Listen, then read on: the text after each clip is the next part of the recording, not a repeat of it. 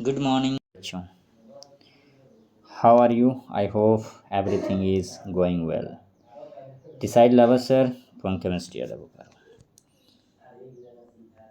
My dear students, today we are going to discuss about the new academic syllabus of chemistry CBSE board. Okay, that means आज का जो हम लोग session है, हम लोग जो वीडियो देखेंगे क्लास 11-12 को केमिस्ट्री का जो सिलेबस में क्या चेंजिंग आया है, क्या चेंजिंग किया गया है, उन सारे चेंजिंग के बारे हम लोग आज डिस्कस करेंगे। तो जो भी सीबीएसई से रिलेटेड हैं सारा अपडेट आपको केमिस्ट्री अड्डा में मिल जाएगा। आप अगर नए हैं तो चैनल को सब्सक्राइब कर ले ताकि आपको नया नोटिफिकेशन मिलता रहे, नया जानकारी मिलता रहे।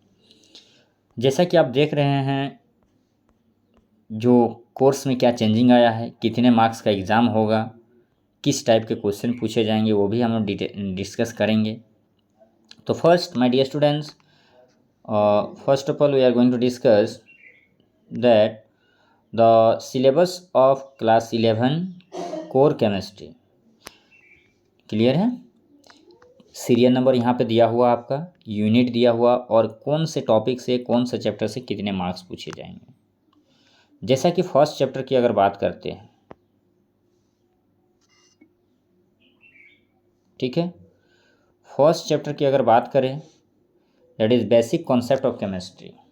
The name of the first chapter is basic concept of chemistry and the marks of this chapter 7. Second, structure of atoms 9 marks, periodic classification 6 marks, chemical bonding 7 marks, chemical thermodynamics 9 marks, equilibrium 7 marks, redox reaction 4 marks. ठीक है, and then organic basic organic concept 11 marks, hydrocarbon 10 marks. Overall कितने marks का आपका पूछेगा? 70 marks का पूछेगा। आपको target रखना 70 मार्क्स। ये 9, 2, 3, 4, 5 के चक्कर में बर्बाद नहीं होना है। आपको कोशिश करना है कि 70 मार्क्स हमको कैसे लाना है। टारगेट आपका 70 रहेगा तो 60 प्लस आएगा। ठीक है, चलिए आगे बढ़ाते हैं धीरे धीरे मोहब्बत को और देखते हैं हम लोग का क्या पढ़ना है और कैसे तैयारी करना है और क्या चेंजिंग आया है सिलेबस में। पहला हम लोग डिस्कस करेंगे सिलेबस पे कि सिलेबस में क्या रिमूव किया गया है, क्या ऐड किया गया है, क्या हटाया गया है, क्या जोड़ा गया है सीबीएसई के द्वारा। सबसे पहले देख रहे हैं, सबसे पहला चैप्टर जो है क्या है आपका, ध्यान दीजिएगा, क्या है पहला chapter? Unit 1 basic concept of chemistry.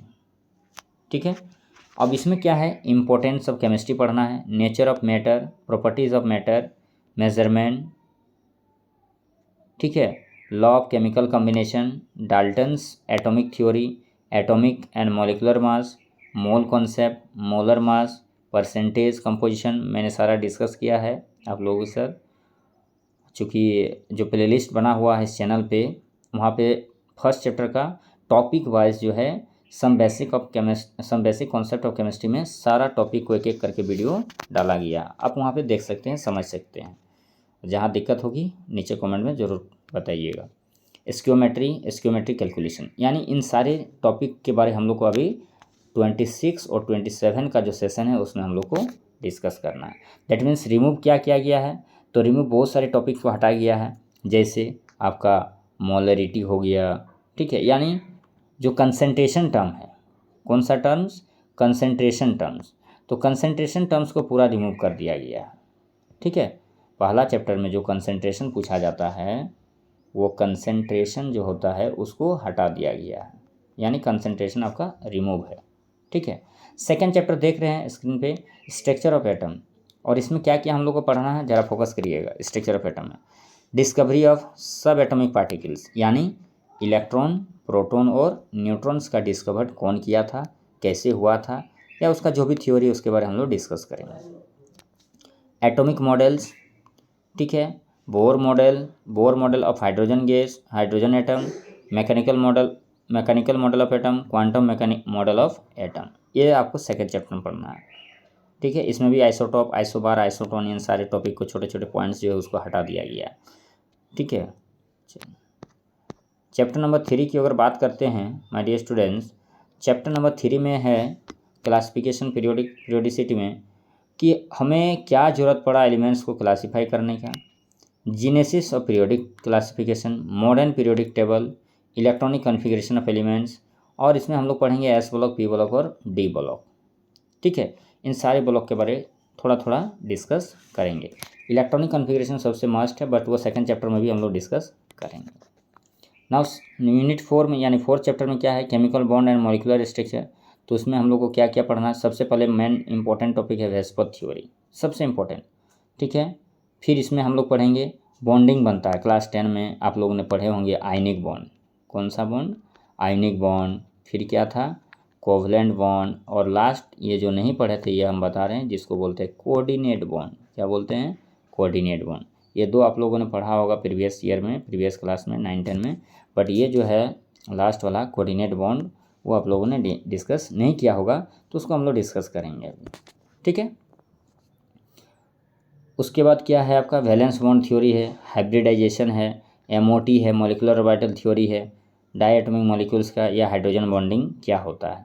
इन सारे टॉपिक के बारे हम लोग जो है डिस्कस करेंगे, क्योंकि आज हम लोग सिलेबस का डिस्कस कर रहे हैं। सिलेबस में हम लोग जान लेते हैं, समझ लेते हैं कि क्या क्या टॉपिक है, किसको हटाया गया है, किसको ऐड किया गया है। ओके माय डियर स्टूडेंट्स, चलिए आगे चलते हैं। Next, thermodynamics.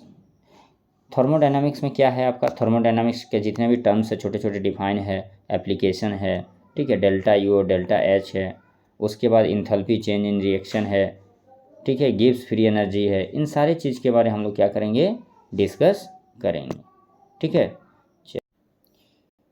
इसके बाद हम लोग डिस्कस करेंगे इक्विलिब्रियम की अगर बात किया जाए तो इसमें बहुत सारे फिजिकल प्रोसेसेस आता है। डायनामिक इक्विलिब्रियम है, लॉ ऑफ केमिकल इक्विलिब्रियम है। ठीक है। गिब्स फ्री एनर्जी इसमें भी दिया हुआ है। केपी केसी का रिलेशन पढ़ना है, केपी केसी का लिए सोल्युबिलिटी पढ़ना है आपको, बफर सॉल्यूशन पढ़ना है। ठीक है। एसिड बेस का आयनाइजेशन कैसे होता है और बफर सॉल्यूशन का टाइप्स कितने हैं, इन सारे चीज़ के बारे हम लोग किस में पढ़ेंगे, यूनिट 6 में पढ़ेंगे। 7 में क्या पढ़ेंगे, देखिए 7 थोड़ा सा आपको जो है जाना पहचाना लगेगा, चूँकि क्लास 10 में आपने पढ़ा होगा। रेडॉक्स रिएक्शन क्या है, रेडॉक्स रिएक्शन। तो रेडॉक्स रिएक्शन में सबसे पहले क्या आता है, एक आता है ऑक्सीडेशन, क्या आता है, एक आता है ऑक्सीडेशन और एक आता है रिडक्शन। ये दो चीज़ के बारे में जब हम लोग डिस्कस कर लेंगे तो क्या हो जाएगा, रेडॉक्स रिएक्शन। अब इसमें फिर आएगा कि ऑक्सीडेशन कैसे पता लगाते हैं, रिडक्शन कैसे पता लगाते हैं, किसका ऑक्सीडेशन हो रहा है, किसका रिडक्शन हो रहा है, कौन रिड्यूसिंग एजेंट है, कौन ऑक्सीडाइजिंग एजेंट है, और कोई रिएक्शन अगर दिया है तो वो रिडॉक्स है या नहीं है, उसके बारे में भी पता लगाना है। ठीक है। और क्या दिया हुआ, ऑक्सीडेशन नंबर कैसे निकलता है। क्लियर है। तो इन सारे चीज़ के बारे में हम लोग इसमें डिस्कस करेंगे। और बैलेंसिंग भी आता है इसमें कि इक्वेशन को कैसे बैलेंसिंग करना है आयनिक मेथड से। ठीक है। आयनिक इक्वेशन को कैसे बैलेंस करना है, अभी तक हम लोगों ने पढ़ा होगा नॉर्मल इक्वेशन की H2+O2Cl2, ये 2HCl बना, बैलेंस करना। बट अगर आयन के फॉर्म में दिया रहेगा तब उसको कैसे बैलेंस करना है, इन सारी चीज़ के भी बारे में हम लोग डिस्कस करेंगे। अब यहाँ पे आता है ऑर्गेनिक में, बेसिक कॉन्सेप्ट ऑफ ऑर्गेनिक। तो देखिए इसमें क्या है आपका कि किसी भी ऑर्गेनिक कंपाउंड्स का हम लोग पहले स्ट्रक्चर कैसे बनाएंगे, शेप कैसे बनाएंगे, कार्बन जो होता है टेट्रावेलेंट होता है कैसे, ऑर्गेनिक कंपाउंड्स का रिप्रेजेंट कैसे करेंगे, क्लासिफिकेशन ऑफ ऑर्गेनिक कंपाउंड कैसे होगा, फिर ऑर्गेनिक कंपाउंड का नाम कैसे लिखेंगे, आइसोमेरिज्म क्या होता है 10 में भी पढ़े होंगे। ठीक है। मैकेनिज्म उसका पढ़ना है। और इसमें दिया हुआ है qualitative analysis of organic compound. ठीक है। तो इन सारी चीज़ के बारे पढ़ना, इसी में आ जाएगा आपका IUPAC नेम। हाइड्रोकार्बन इसके बाद आएगा, हम लोग डिस्कस करेंगे हाइड्रोकार्बन।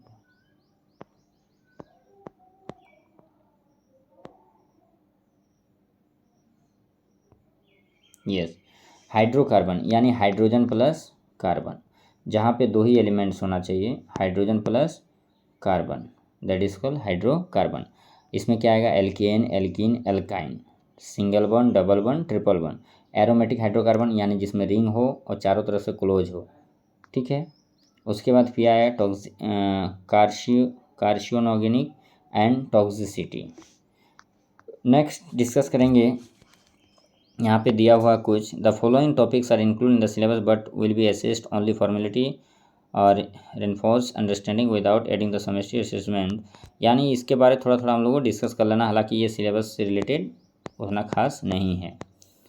चलिए प्रैक्टिकल की अगर बात करते हैं तो प्रैक्टिकल में क्या क्या पूछा जाता है, क्या क्या आता है। वॉल्यूमेट्रिक एनालिसिस 8 मार्क्स का, सॉल्ट एनालिसिस जो अभी हम लोग कर रहे हैं कि कोई अननोन सॉल्ट दिया रहेगा उसको कैसे पहचानेंगे, ठीक है। कंटेंट बेस्ड एक्सपेरिमेंट रहेगा। प्रोजेक्ट वर्क 4 मार्क्स का रहेगा। रिकॉर्ड वाइवा रहेगा आपका, टोटल रहेगा 30 मार्क्स का ओवरऑल। आपका जिस हिसाब से परफॉर्मेंस रहेगा, जिस हिसाब से फाइल तैयार रहेगा, उस हिसाब से ये मार्क्स दिया जाता है। बट आपको ज़्यादातर टारगेट करना है थ्योरी पार्ट को, क्योंकि थ्योरी मेन होता है, ठीक है। प्रैक्टिकल तो बाद का चीज़ है, वो मैनेज हो जाएगा।